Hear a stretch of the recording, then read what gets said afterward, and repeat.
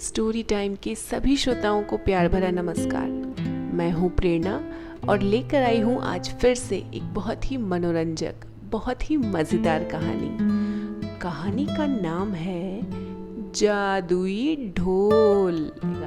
तो चलिए शुरू करते हैं आज की कहानी। पश्चिम भारत के एक छोटे से राज्य में धर्मराज नामक एक बुद्धिमान और न्यायप्रिय राजा रहता था। उसकी प्रजा के मन में उसके लिए बहुत श्रद्धा और आदर था। राजा धर्मराज बहुत लंबा, ऊंचा और रूपवान था। उसके सिर के बाल काले और घने थे, जिन्हें उनका खास नाई भोलू ही काटता था। भोलू यह काम कई सालों से कर रहा था और अपने शाही नाई होने का उसे बहुत गर्व था। पर भोलू को एक बात का बहुत ध्यान रखना पड़ता था। जब भी वह राजा के बाल काटने जाता, उसे याद रखना पड़ता था कि वह राजा के साथ बिल्कुल अकेला हो। उस समय किसी का भी शाही कमरे में आना सख्त मना होता था। बात दरअसल ये थी कि भोलू राजा के बारे में एक राज जानता था। राजा के सिर के दोनों तरफ दो छोटे छोटे सींग उग रहे थे। यह बात सिर्फ राजा और उसका नाई, सिर्फ ये दो लोग ही जानते थे। जब भोलू ने पहली बार यह नज़ारा देखा तो वो भौंचक्का रह गया था, लेकिन उसने राजा से वादा किया कि इस बात का जिक्र वो कभी किसी से नहीं करेगा। भोलू राजा से बोला, महाराज आप निश्चिंत रहें, आपका यह राज मेरे पास सुरक्षित है। किसी और को इस बात की कानों कान भी खबर नहीं होने पाएगी। ऐसा सुनकर राजा धर्मराज ने राहत महसूस की। उसे डर था कि अगर लोगों को इस बात की जानकारी हो गई तो राज्य भर में उसकी खिल्ली उड़ेगी। हो सकता है लोग उसका आदर करना बंद कर दें या फिर नए राजा की मांग ही करने लगे। इसलिए भोलू के वादे के बावजूद राजा ने उसे सख्त हिदायत देते हुए कहा, भोलू अगर तुमने अपना मुंह खोला तो जान लो सजा तो मिलेगी ही, देश निकाला भी मिलेगा। भोलू हज्जाम की डर के मारे घिग्गी बन गई। उसने कानों को हाथ लगाया और अपना मुंह बंद रखने की कसम खाई। कई साल बीत गए। भोलू को अपना वादा याद रहा। उसकी स्वामी भक्ति से प्रसन्न राजा यदा कदा उसे अच्छे अच्छे उपहार भी दे दिया करता था। पर समय बीतने के साथ साथ भोलू के सब्र का बांध भी टूटने लगा था। उसके पेट में वह राजा का राज अब पचता नहीं था। वह चाहता था कि कोई तो ऐसा हो कि वह राजा के सींगों वाली बात उसे बता सके, लेकिन राजा की चेतावनी उसे चुप रहने पर मजबूर कर देती थी। एक दिन भोलू राजा के बाल काटकर महल से लौट रहा था और रास्ते भर उसके सींगों के बारे में सोचता जा रहा था। भोलू का घर एक छोटे से जंगल के उस पार था। ऊंचे ऊंचे पेड़ों और लटकती बेलों के बीच में से धीरे धीरे चलता हुआ भोलू जब थक गया तो सुस्ताने के लिए एक घने पेड़ के नीचे बैठ गया। भोलू को रह रहकर सींग याद आ रहे थे। फिर यकायक वह उठ खड़ा हुआ। वाह जनाब, मेरे दिमाग का भी जवाब नहीं, भोलू बोला और उस पेड़ को देखने लगा जिसके तले वह बैठा था। भाई इस पेड़ को तो बता ही सकता हूँ ना राजा के उस राज के बारे में। अब यह रहस्य मेरे पेट में नहीं पच पाता भाई। पेड़ तो बोल नहीं सकता और इस तरह अगर मैं पेड़ को बता दूं तो किसी और को ये बात पता भी नहीं चलेगी और मेरे मन का ये बोझ भी हल्का हो जाएगा। किसी बात का कोई डर ही नहीं। पेड़ के पास यह भेद हमेशा भेद ही रहेगा और मैं भी इस बोझ से मुक्त हो जाऊंगा। भोलू ने ऐसा निश्चय किया और जोर जोर से बोला, हे पेड़, आज मैं तुम्हें एक भेद बताने वाला हूँ। हमारे राजा धर्मराज के सिर पर दो सींग है। हाँ हाँ, उसके दो सींग हैं। हा हा हा हा। इतना कहकर हज्जाम बेतहाशा हंसने लगा। हंसता ही गया, हंसता ही गया। हा हा हा हा। ओहो हो। ये भयंकर भेद आखिर खुल ही गया। भोलू खुश था। उसका भार जो हल्का हो गया था।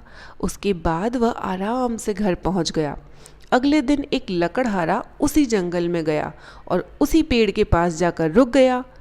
इस पेड़ की लकड़ी तो बहुत शानदार है, इसका ढोल बड़ा अच्छा बनेगा, वह सोचने लगा। फिर क्या था, कुल्हाड़ी के कुछ प्रहारों से ही पेड़ नीचे आ गिरा। लकड़हारे ने वह लकड़ी एक ढोल बनाने वाले के हाथों बेच दी और उसने एक बहुत सुंदर ढोल तैयार किया। ये मेरे जीवन का सबसे अच्छा ढोल है, ढोल वाला खुश होकर बोला। कल बाजार जाकर इसे अच्छे दाम पर बेचूंगा।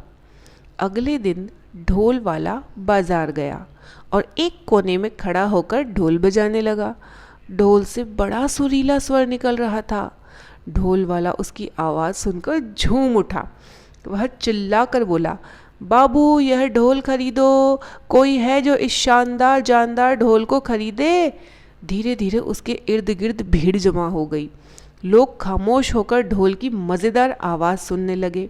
भाई वाह, क्या कहने इस ढोल के, एक बूढ़े आदमी ने तारीफ कर दी। तारीफ सुनकर ढोल वाला और भी ज़ोर से ढोल पीटने लगा। तभी उस ढोल में से एक अजीब आवाज़ आई। लोगों के कान खड़े हो गए, उनका दिल धक्क से रह गया। ढम ढम ढम ढोल बजा। आज मैं तुम्हें एक भेद बताने वाला हूँ।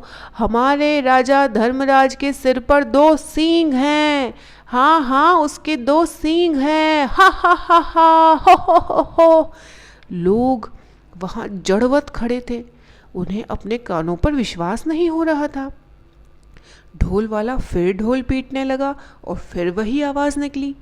वो बहुत हैरान और शर्मिंदा हुआ। आखिर एक ढोल ये सब कैसे बोलने लगा? देखते ही देखते लोगों का तांता लग गया। और फिर कितना मजाक और कितने ताने। उफ, हमारे राजा के 2 सींग, हमारे राजा के 2 सींग। लोग तो जैसे गाना ही गाने लगे थे। जब राजा धर्मराज ने सुना तो बहुत दुखी हुआ और बहुत नाराज़ भी। गुस्से से उसका चेहरा तमतमा उठा और वह गरजते हुए बोला, उस ढोल वाले को यहाँ पकड़कर लेकर आओ। राजा के सैनिकों ने शीघ्र ही उसे पकड़ा और राजा के समक्ष प्रस्तुत कर दिया। ढोल वाला डर के मारे कांप रहा था। बदमाश, तेरी इतनी हिम्मत तो कि मेरी खिल्ली उड़ाए, राजा फुफकारा। भयभीत ढोल वाले ने राजा के पैर पकड़ लिए। महाराज, मैंने तो एक लकड़हारे से कुछ लकड़ी खरीदी थी और उसी से ये ढोल बनाया है। मैं बिल्कुल नहीं जानता कि ये ढोल ऐसी बेहुदा बात कैसे बोल रहा है। मुझे माफ़ कर दीजिए, मैंने कुछ नहीं किया। महाराज, मुझे माफ़ कर दीजिए। राजा ने लकड़हारे को बुलाया। जो लकड़ी तुमने ढोल वाले को बेची वो तुम्हें कहाँ से मिली? लकड़हारे को तो काटो तो खून नहीं वाली स्थिति हो रही थी। वो डरते हुए बोला, जी महाराज, वो जंगल में एक पेड़ से मिली थी महाराज। तुम्हारी लकड़ी से बना ढोल बोलता कैसे है? राजा धर्मराज ने पूछा। मैं तो खुद हैरान हूँ महाराज, दुविधा में फंसा लकड़हारा बोला। मैं कई वर्षों से लकड़ी काटता और बेचता आया हूँ, पर ऐसा अचंभा तो न पहले कभी हुआ, न कब मैंने कभी देखा और न सुना। अब राजा परेशान, आखिर लकड़ी कैसे बोलने लगी? राजा और उसके दरबारी निरुत्तर थे, पर राजा धर्मराज ने भी ठान लिया था कि इस घर के भेदी का पता लगाकर ही छोड़ेगा। वह सोचने लगा, उसके अलावा सिर्फ एक ही व्यक्ति यह भेद जानता था और वह था भोलू नाई। पर भोलू पर तो इतना विश्वास था, वो तो इतना निष्ठावान है कि इतने सालों के बाद भी उसने अपना मुंह बिल्कुल बंद रखा। नहीं, भोलू ऐसा नहीं कर सकता। फिर भी उसने एक बार भोलू को बुला भेजा। भोलू को जल्दी से हमारे सामने पेश करो, वह अपने सैनिकों से बोला। भोलू नाई आया, ऊपर से नीचे तक थरथराता हुआ।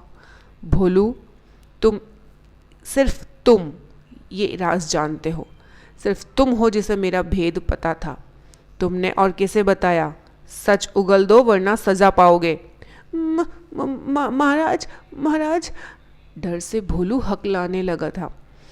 आप तो जानते ही हैं, मैंने कितने वर्षों से अपना मुंह बंद रखा महाराज, पर मेरे लिए ये बात छुपानी मुश्किल हो रही थी।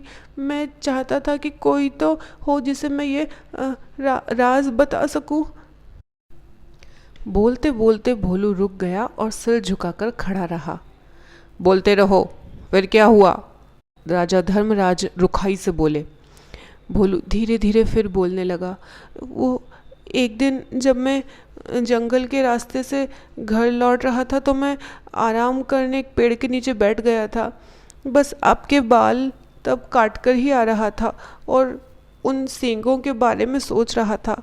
काश मैं उनके बारे में किसी से बात कर पाता, आखिर मैं भी इंसान हूँ।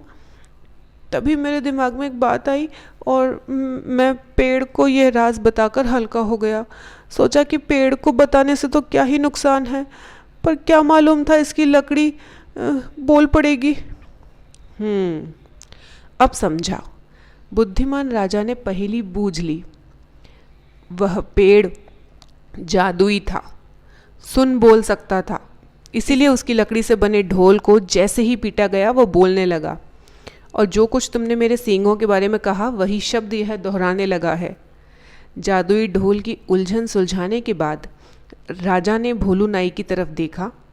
भोलू शर्म से सिर झुकाए खड़ा था। लकड़हारा और ढोल वाला भी अपने हाथ बांधे सज़ा का आदेश सुनने के लिए खड़े थे।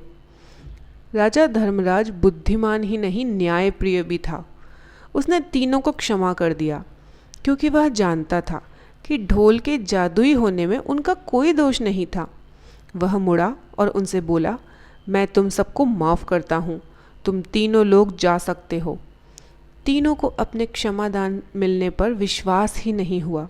राजा को नमन करते हुए वे बोले, राजन आप महान हैं, आपकी इस कृपा के लिए शत शत धन्यवाद। तो ये थी आज की कहानी जादुई ढोल, जो बजने की बजाय बोलता था हमारे राजा के सिर पे सींग हैं। अगर ऐसी ही कहानियाँ आपने भी बचपन में सुनी हैं और आप हमारे साथ शेयर करना चाहते हैं तो प्लीज़ कमेंट बॉक्स में हमें ज़रूर बताइए। और हमारी ये कहानी आपको कैसी लगी?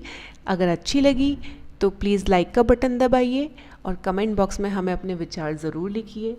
ऐसे ही रोचक और कुछ मोटिवेशनल, कुछ रियल लाइफ स्टोरीज़, कुछ पौराणिक कथाएं, हर तरीके की किस्से कहानियाँ सुनने के लिए हमारे चैनल को सब्सक्राइब कीजिए। आपके द्वारा दिया गया प्रोत्साहन हमारा मनोबल बढ़ाता है। तो जुड़े रहिए हमारे साथ। अगली बार फिर से एक नई कहानी के साथ आपके सामने उपस्थित होंगे। प्लीज़ अपना ख्याल रखिए। धन्यवाद। नमस्कार।